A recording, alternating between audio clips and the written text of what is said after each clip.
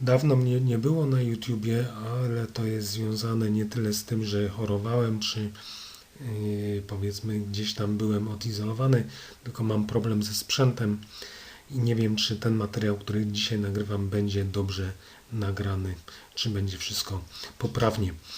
Dzisiejszy temat, który chciałbym zaproponować, tak, i podzielić się z nim swoimi przemyśleniami, to dotyczy kwestii, dlaczego w naszym społeczeństwie jest tak nikłe zaufanie dla autorytetów.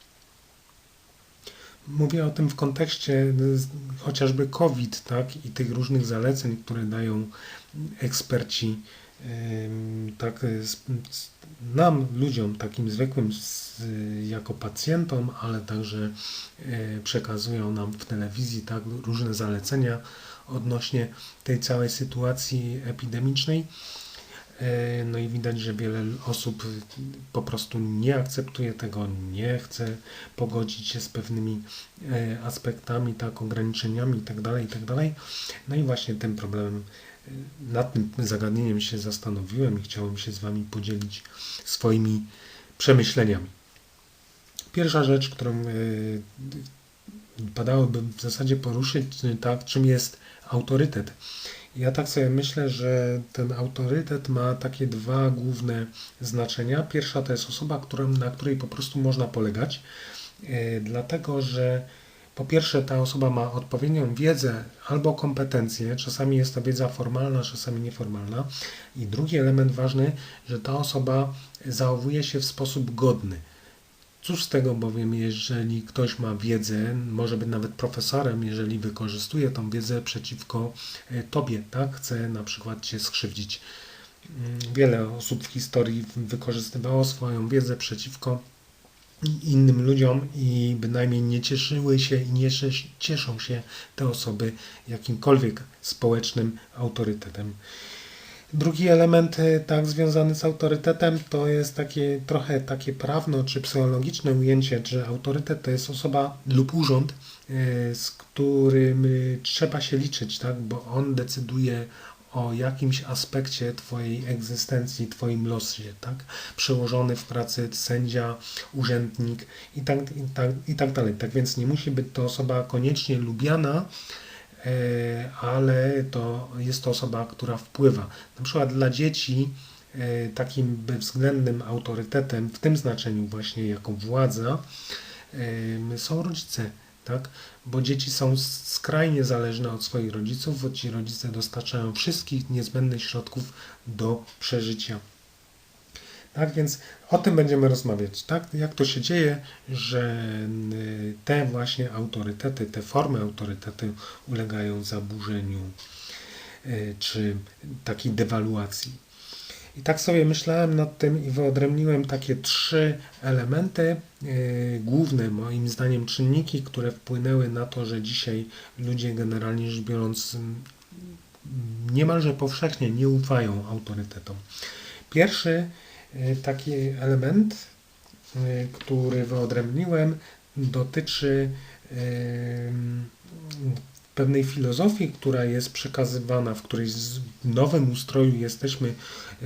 Ja byłem już, powiedzmy, chowany, ale też kolejne pokolenia uczniów w szkołach, tak, w telewizji też, tak, krzewi się pewnego rodzaju filozofię.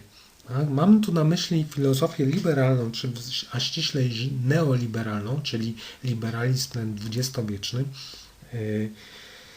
Bo liberalizm to nie jest tylko pewnego rodzaju forma systemu gospodarczego, tak, ale to jest także pewnego rodzaju filozofia człowieka i społeczeństwa, pewnego rodzaju też etyka, tak, i wartościowanie. No i jak ten liberalizm tak wpływa na to, że nie jesteśmy w stanie dobrze ufać, wiele osób przynajmniej, tak, która podziela te liberalne wartości, nie za bardzo jest w stanie ufać autorytetom. Moim zdaniem wynika to w dużym stopniu przede wszystkim tak z takiej bardzo specyficznej formy wartościowania człowieka i krzewienia pewnych postaw, liberalnych, które się z tym wiążą. Wiemy, że naczelną wartością w liberalizmie jest wolność, zwłaszcza wolność osobista, własna. tak? Tu nie ma miejsca na uwzględnianie dobra innych, tak? Czyli wszelkie wymogi społeczne, które społeczeństwo kieruje tak do jednostek, w liberalizmie w zasadzie może nie tyle są eliminowane, ale są bardzo często kontestowane. No co mnie obchodzi, tak, że ktoś ma oczekiwania wobec jakichś mnie, tak, jeżeli te oczekiwania zabierają mi moją wolność osobistą, nie? Tak myśli liberał. Tak? Dlatego w systemie liberalnym nie ma miejsca na realizowanie dobra wspólnego i nie ma miejsca na uwzględnianie dobra innej osoby w swoim postępowaniu. Tak, tak więc takie cechy liberalnej filozofii, ale także liberalnego człowieka to jest egoizm, egocentryzm, pogarda dla słabszych. Tak? Ten egoizm wyraża się w tym właśnie, że ta osoba dba wyłącznie praktycznie o swoje dobro. Ważne, żeby było mi dobrze, a nie innym. Innych mam w nosie. Tak, tak myśli liberał.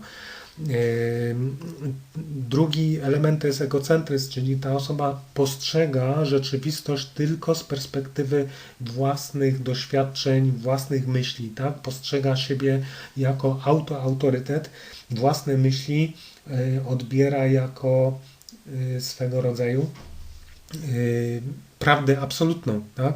Skoro ja tak uważam, to znaczy, że tak jest.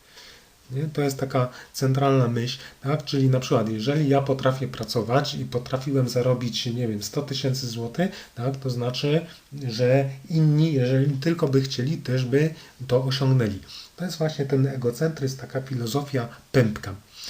Z tym się właśnie wiąże pogarda dla słabszych, tak? Czy tych, którzy powiedzmy niezbyt dobrze sobie radzą w tej rzeczywistości. I generalnie rzecz biorąc, kiedyś przeczytałem w takiej książce księdza profesora, już nie pamiętam jego nazwiska, ale on przytoczył taki mniej więcej wartościowanie liberalne, że jeśli zarabiasz dużo, to znaczy, że wolny rynek cię tak, wynagradza dobrze, to znaczy, że jesteś wartościowy, tak, jako człowiek etyczny i wartościowy, moralny, bo dostarczasz tak, potrzebnych ludziom dóbr i dlatego rynek cię sowicie wynagradza. Jeśli natomiast zarabiasz mało lub nie masz w ogóle pieniędzy, tak, to znaczy, że nie dostarczasz ludziom potrzebnych i dóbr, tak, nie masz nic do zaoferowania społeczeństwu, wobec tego siłą rzeczy nie masz tych pieniążków, tak, wobec tego jesteś mało wartościowy. To jest mniej więcej właśnie tego typu logika zamkniętego koła, tak? Jeśli masz dużo pieniędzy, to dobrze to świadczy o tobie, jeżeli masz mało pieniędzy, źle to świadczy o tobie. Tak? Dlatego osoby poszkodowane, którym w życiu się nie powiodło, na przykład uległy wypadkowi i nie są w stanie pracować i muszą korzystać z pomocy społecznej, w tym momencie są pogardzane. Tak? Stąd ta pogarda, tak, dla wszelkich osób korzystających na przykład z 500+. Tak to mniej więcej wygląda. No i tutaj widać też w tych warunkach, tak, że jeżeli kimś gardzisz, tak, to nie będziesz też zainteresowany uwzględnieniem dobra tego człowieka w swoim postępowaniu. Po co mam zakładać maseczkę, tak, dla jakiegoś żula? Tak? Co mnie on obchodzi? Tak? To jest mniej więcej ta postawa.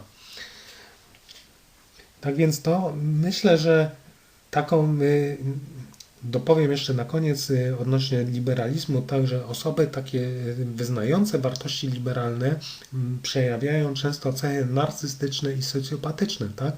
Bo zainteresowane są w gruncie rzeczy samym sobą, własnym statusem, własnym losem, tak? A nie drugim człowiekiem. Tak? Co się z nim dzieje, czy się dzieje mu dobrze, czy źle i tak dalej, tak? Czyli to jest taki brak odpowiedzialności za drugiego człowieka, skrajny brak odpowiedzialności, odrzucenie tego. No i nic dziwnego, tak, że człowiek, który uznaje siebie za autorytet, nie będzie słuchał nikogo i niczego, kto nawołuje do dbania o dobro innego człowieka. To jest oczywiste same przez się w tych warunkach. Tak? Drugi element, który wyodrębniłem, to jest rodzina dysfunkcyjna. Tak, i to się zresztą wiąże z tym poprzednim punktem częściowo. Nie będę tutaj robił żadnych wykładów tak na tym, skąd się bierze ta rodzina dysfunkcyjna, jak to się przejawia, tak, i jakie tu mechanizmy działają. Nakreślę tylko taki bardzo ogólny schemat. Mianowicie, rodzina dysfunkcyjna to jest taka rodzina, która po prostu nie wypełnia swojej roli, tak, psychologicznej, socjologicznej, także duchowej, tak, czyli nie przekazuje na przykład w sposób właściwy tych wartości, nie przekazuje w sposób właściwy norm pewnych pożądanych norm społecznych, właśnie takich związanych na przykład z uwzględnianiem potrzeb innych ludzi. Tak. Jak to się dzieje, że i teraz tak, osoba, która dorasta w rodzinie dysfunkcyjnej, a taka rodzina to możemy na przykład rodzina rozwiedziona, tak? No bo skoro się rodzice rozwodzą, to znaczy, że w tym małżeństwie był jakiś konflikt, tak? Coś się stało takiego, że ci ludzie nie potrafili się ze sobą dogadać. W tych warunkach dorasta to dziecko, tak? I ona nabywa pewnych cech. Jedną z tych cech jest taki dyskomfort czy strach przed tak zwanymi autorytetami, z tym, że autorytetami w tym znaczeniu, którym podałem na samym początku, tak? Czyli to jest taki rodzaj negatywnych uczuć żywiony w kierunku wszystkich ludzi, którzy mają jakąkolwiek władzę, czy są zwierzchnikami, tak? Czy byliby cokolwiek na przykład podsuwać, tak? Jakieś sugestie właśnie w formie jakby swego stanowiska czy autorytetu. Jak to się dzieje, tak, że osoby na przykład z syndromem DDA, czyli dorosłe dzieci alkoholików, tak, często, nie zawsze, ale często mają ten problem właśnie z autorytetami.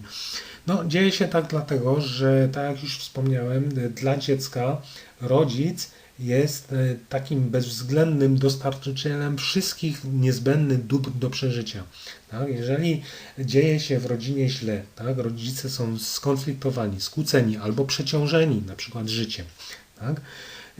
I nie mają tego możliwości, czasu, tak? Poświęcić dzieciakom tych niezbędnych dóbr dostarczyć, psychologicznych, tak? Chociażby, to taki dzieciak nabywa na poziomie emocjonalnym takie przekonanie, że nie można polegać na osobach, od których się jest zależnym. Tak? Czyli wykształca się taki syndrom Zosi Samosi, taki rodzaj też cynizmu, tak?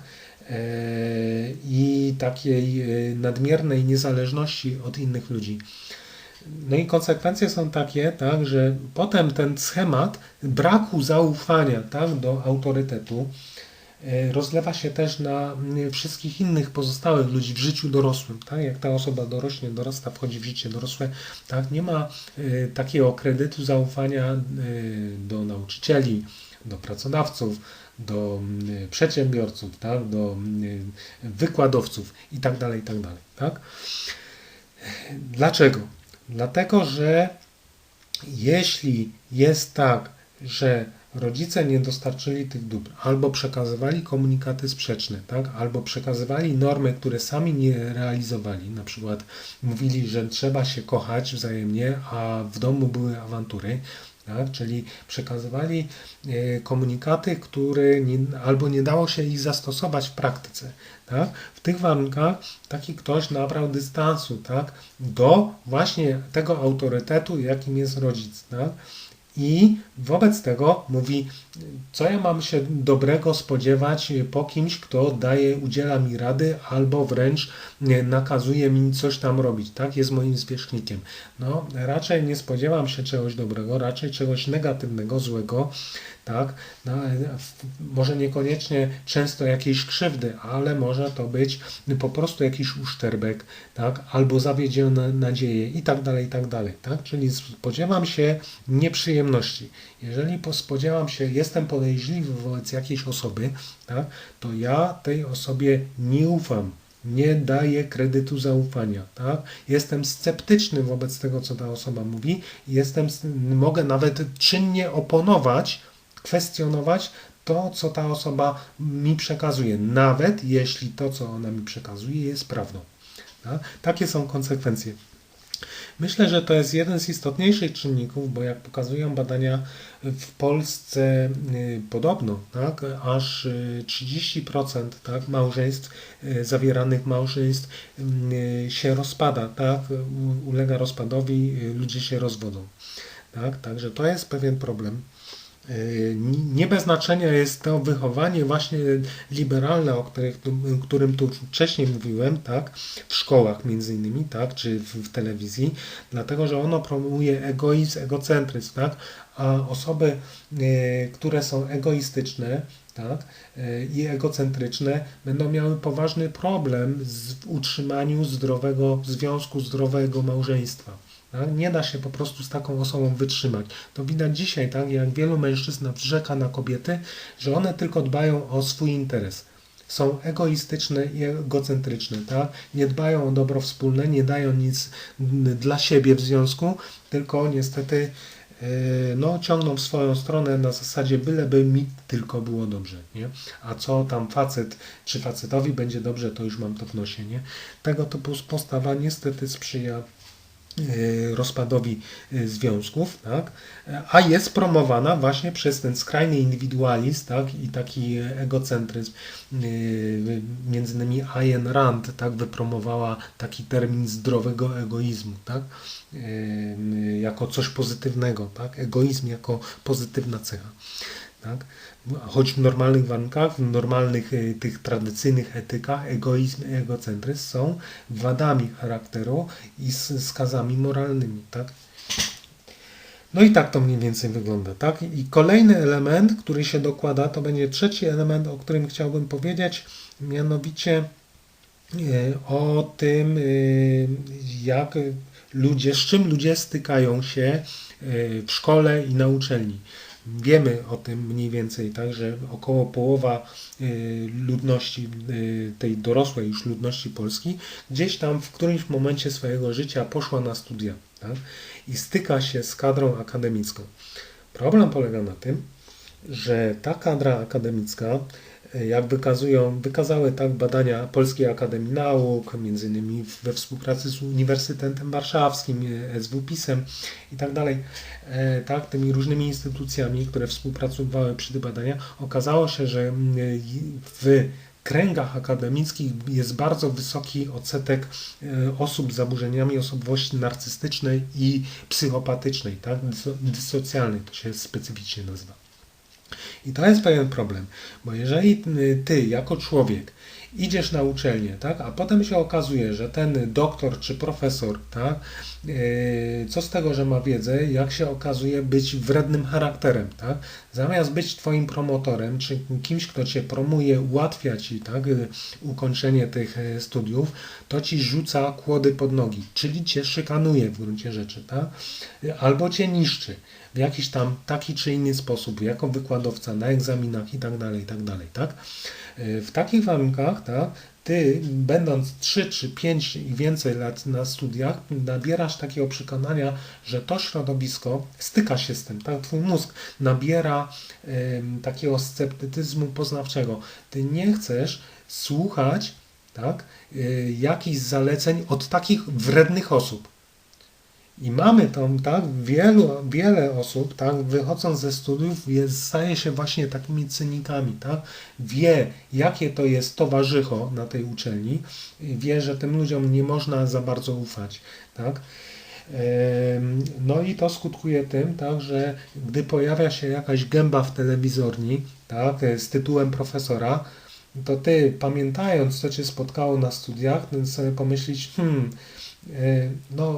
sorki, nie, ale ja nie będę słuchał tego gościa, tak, bo wiem, co było na studiach, nie? A na studiach, nawet jak ktoś nie był na studiach, to często jest tak, tak, jak słyszysz osobę zaburzoną osobowościowo, to nawet jak nie masz wiedzy odnośnie diagnostyki, tak, zaburzeń osobowości, to na poziomie emocji widzisz, że ten człowiek to jest po prostu zadufany w sobie bufon, tak, któremu nie należy ufać. Tak? To jest taka podstawowa rzecz. Czyli nawet osoby, które nie były na studiach, a słyszą takie osoby z paskudnym charakterem, tak? Zadufane w sobie, buńczuczne, aroganckie, apodyktyczne, z taką nutą autokraty, tak? To one takim osobom nie ufają, nawet jeśli te osoby, ci profesorowie przekazują rzetelną wiedzę. Tak? To są właśnie skutki, no niestety takie negatywne skutki tego, co się dzieje na uczelniach. Tak podsumowując, tak, ten temat, mogę powiedzieć, że te wszystkie trzy elementy się wzajemnie wspierają, tak? Bo ci psychopatyczni nauczyciele akademiccy przecież biorą i nauczają tego, krzewią ten neoliberalizm. Tak? Ten neoliberalizm wykształca cechy egoistyczne, egocentryczne i tak dalej, tak? Z tym systemem pogardy i lekceważenia innych ludzi, a to się przekłada też negatywnie na budowanie, tak, małżeństw, związków, funkcjonowanie rodzin, co wtórnie, tak, wychowuje taką Zosię Samosię, tak, takiego sceptyka i osoby nieufającej, tak. Także to są takie główne trzy mechanizmy, o których chciałem Wam przekazać, dzisiaj powiedzieć. I jeżeli macie jakieś inne sugestie, sami zauważyliście jeszcze coś innego, to chętnie przeczytam w Waszych komentarzach.